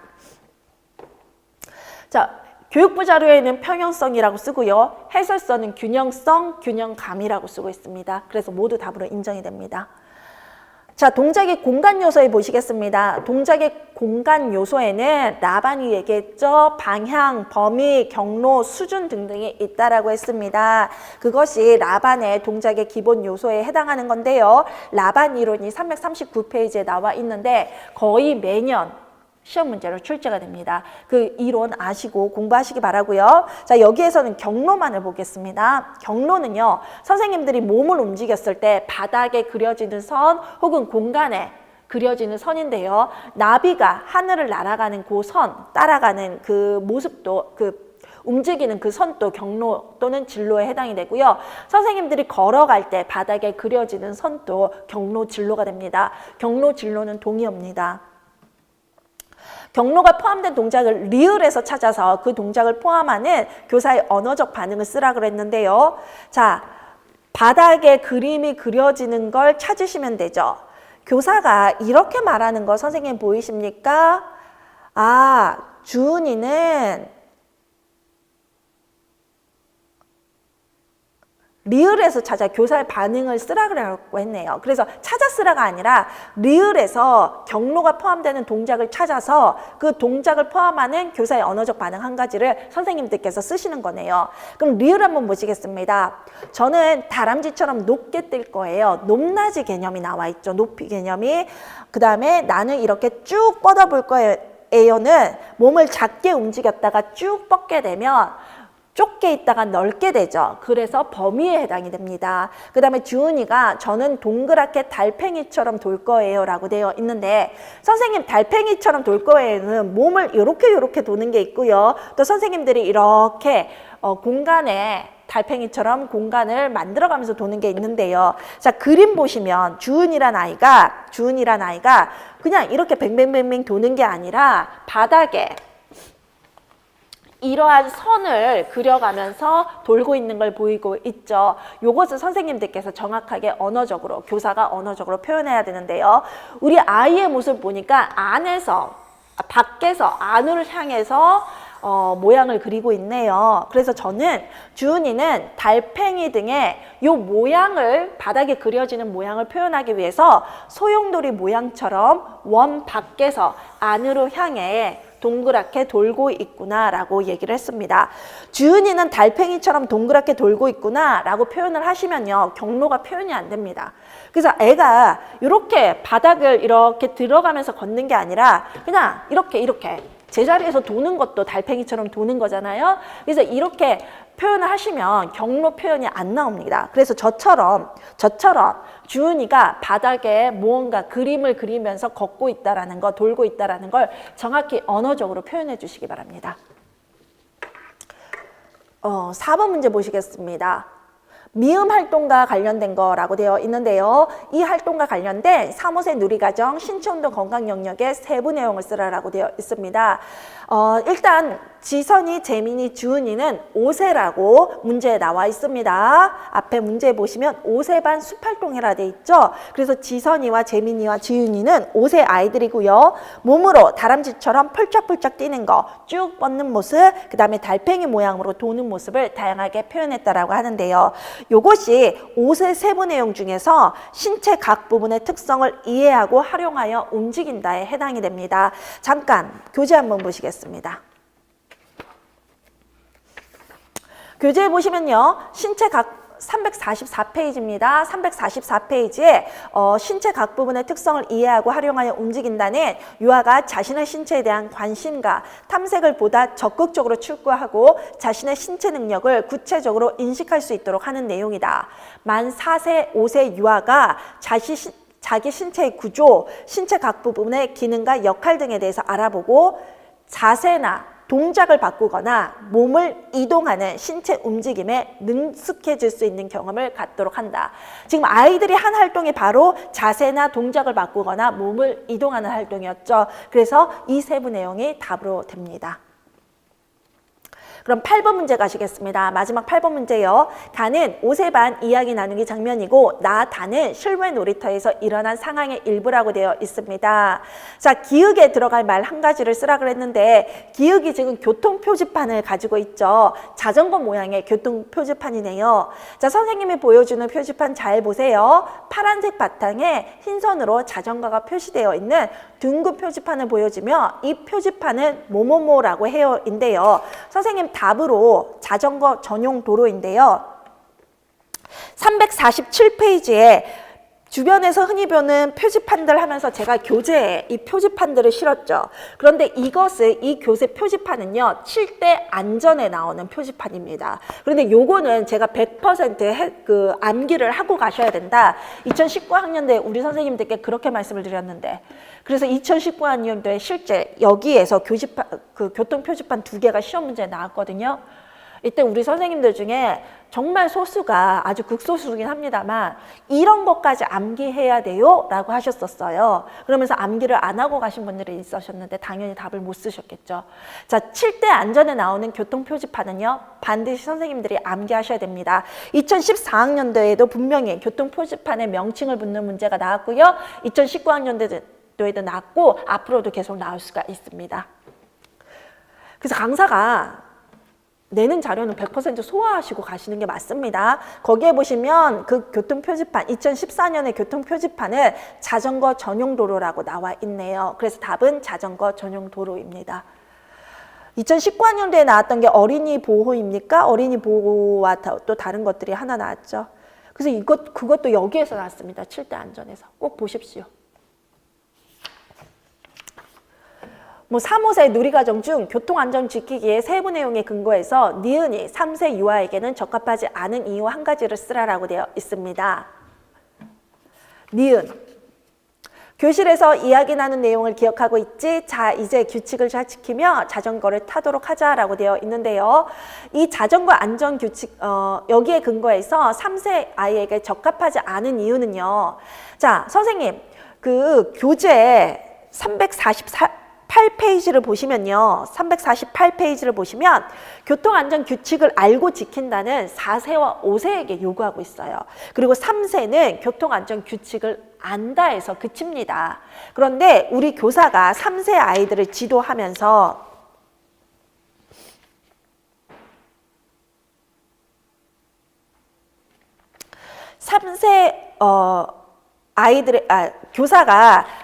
교사는 5세를 지도했네요. 교사가 5세를 지도하면서 규칙을 잘 지키며 자전거를 타도록 하라라고 했죠. 근데 이 부분이 3세에게 적합하지 않은 이유는 바로 그렇죠. 3세, 4, 5세, 교통안전 규칙을 알고 지킨다. 니은은 교통안전 규칙을 알고 지킨다는 만 4세와 5세를 위한 세부 내용에 해당하는 활동이잖아요. 그러니까 당연히 만 3세에게는 적합하지 않죠. 그렇게 적으시면 되고요. 선생님, 이런 문제 어느 세부 내용에 근거해서 그런 이유로 적합한 이유, 적합하지 않은 이유를 쓰라 그러면 반드시 여러분들의 답에 그 세부 내용이 반드시 따옴표로 들어가야 됩니다. 빠지면 제가 말씀드렸죠. 여러분들 알고 있을지 모르지만 채점자는 선생님들이 답을 빼면, 답을 생략하고 쓰면 알고 있는지 모르고 있는지 모른다. 그래서 감점 처리를 한다. 그래서 세부 내용을 반드시 넣어서 설명을 하시기 바랍니다. 자, 디귿에서 자전거 안전규칙에 비추어서 적절하지 않은 은수의 행동 한 가지를 찾아 바르게 쓰라라고 되어 있는데요. 디귿에 보시면 은수는 자전거를 타기 전에 핸들, 타이어, 공기, 브레이크와 체인을 확인한다. 맞네요. 그 다음에 두르고 있던 긴 머플러를 풀어 놓는다. 여기까지도 맞죠? 헬멧, 팔꿈치와 무릎 보호대를 착용하고 자전거를 탄다. 여기까지도 뭐 맞죠? 맞는 거 아닙니까? 선생님, 머플러는 벗어나야 돼요. 그쵸? 아니면 자전거 바퀴에 감기면 아이가 위험하잖아요. 목이 졸리잖아요. 맞고, 뭐 착용하는 거, 보호대 다 착용하는 거 맞고. 그런데 횡단보도 앞에서 잠깐 멈춘 후 자전거를 타고 횡단보도를 건넜네요. 이게 문제죠. 이거 법에서는 문제입니다. 성인도요, 횡단보도 앞에서는 자전거에서 멈춘 다음에 자전거에서 내려서 횡단보도를 건너야 되거든요. 그래서 그 부분이 잘못됐네요. 그래서 적절하지 않은 것을 찾아서 바르게 고쳐라 했으니까 저 같은 경우에는 적절하지 않은 부분도 썼고요. 그러면서 화살표를 이렇게 해서 적절하게 고쳐줬습니다. 횡단보도에서 잠깐 멈춘 후 자전거에서 내려서 자전거를 끌고 횡단보도를 건너간다라고 정확히 명시해줬습니다. 답은 정확하게 쓰시는 겁니다. 어떤 채점자가 들어가도 100% 정답으로 처리될 수 있도록. 자, 리을에 적절한 응급처치 방법 한 가지를 쓰고 미음에 해당하는 서류명 한 가지를 쓰라라고 되어 있습니다. 응급처치 방법이요. 자, 한번 보실게요. 우리 경수가 자전거를 타다가 넘어지면서 손가락을 다쳤습니다. 교사는 경수의 손가락을 살펴보고 골절이 되었다고 판단했습니다. 교사는 급히 응급처치를 한 후 원장 선생님에게 상황을 보고했고요. 원장 선생님은 응급처치가 필요할 경우를 대비해 보호자에게 받은 서류는, 선생님 이게 무슨 서류냐면 응급처치 동의서입니다. 응급처치 동의서. 이 서류를 받고 비상연락망을 찾아 후속 조치를 취했다라고 되어 있는데요. 자, 여기에서 적절한, 리을의 적절한 방법은요. 손가락 골절이 되었을 때, 골절이 되었다고 했을 때 여러분들 응급처치 적절한 방법은 골절된 손가락에 부목을 대고요. 가볍게 붕대로 감는다입니다. 그것이 그러한 그 안전과 관련된 것이 제가 이제 349페이지에 교통안전과 관련된 7대 안전 내용을 했고요. 또 7대 안전에 350페이지에 7대 안전에 응급처치에 관련된 부분이 있고요. 또 그것만 보시면 안 되고 교육부 자료 중에 유치원 교사를 위한 응급처치의 실제라는 교육부 자료가 있어요. 거기에서 이제 팔과 다리 다쳤을 때 골절이 났을 때 응급처치 방법이 7대 안전보다 더 자세하게 나와 있거든요. 요거 351페이지에 있는데 반드시 읽어보시기 바랍니다. 그리고 손가락이 잘렸을 때 뭐 이럴 때 응급처치 방법도 자세히 나와 있죠. 그 다음에 353페이지에 보시면 양식 하나를 제가 드렸는데요. 그 양식의 명칭이 비상연락망 및 응급처치 동의서입니다. 그런데 해당 문제의 경우는 지문에 비상연락망, 비상연락처가 나와 있었기 때문에요. 빠진 부분, 밑줄에 해당하는 부분만 답으로 쓰시면 되는데요. 그럴 때 답은 응급처치 동의서가 됩니다. 해당 양식도 교육부에서 쓰고 있는 정식 양식이고요. 교육부 자료에 있는 양식이기 때문에 양식의 명칭 꼭 암기하시기 바랍니다. 교육과정 B에서 뵙겠습니다.